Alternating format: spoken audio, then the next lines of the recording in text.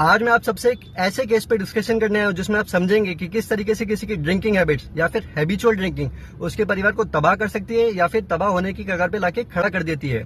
ऐसा ही कुछ मामला मेरे सामने आया और मैंने ऑनरेबल हाई कोर्ट का दरवाजा खटखटाया और मुझे बड़ी सफलता मिली।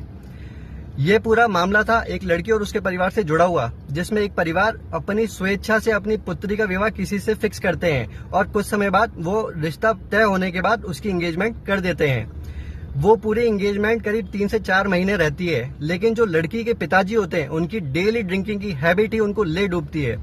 होता क्या है, जो लड़की के पिताजी होते हैं वो डेली ड्रिंकिंग के कारण किसी के बातों में आ जाते हैं और उन बातों में आने के बाद वो अपनी पुत्री का विवाह जहाँ तय किया था वहां से तुड़वा कर किसी और से तय करना चाहते हैं और उसको डेली यात्राएं देना शुरू कर देते हैं।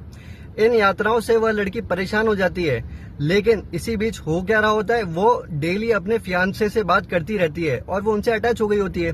तो वो अपने पिताजी से यह बोलती है कि पिताजी, जहां आपने अपनी इच्छा से मेरा विवाह तय किया था, कृपया मेरा विवाह वहीं पे रहने दीजिए, किसी और से तय नहीं कीजिए। लेकिन जो उसके पिताजी होते हैं, जो लड़की के पिताजी होते हैं, वो उसका विवाह कहीं और इसलिए तय कर रहे होते हैं क्योंकि उनको चंद रुपयों का लालच आ जाता है। जो दूसरा व्यक्ति होता है वो उनको कुछ चंद रुपए ऑफर कर देता है जिससे वो उस लड़की के विवाह कहीं और तय करना चाहते हैं। लेकिन वो जो लड़की होती है वो अपने एक्शन मोड में आती है और वो लड़की अपने फियांसे से लिव इन रिलेशन में रहना स्टार्ट कर देती है। लेकिन होता ये, जो लड़की के पिताजी होते हैं वो इस चीज से बड़े नाराज होते हैं और लड़की को डेथ थ्रेट्स देना शुरू कर देते हैं। और इन्हीं डेथ थ्रेट से परेशान होके वह जो लड़की होती है, वह लड़की मेरे पास आती है और बोलती है कि कृपया करके मुझे कोई ऐसा मार्गदर्शन दीजिए जिससे मैं इन सब से बच सकूं। तो मैं ऑनरेबल हाई कोर्ट में एक रिट दायर करता हूं और ऑनरेबल हाई कोर्ट मुझे एक बड़ी सफलता देती है। हम उस लड़की को प्रोटेक्शन दिलवाने में सफल होते हैं।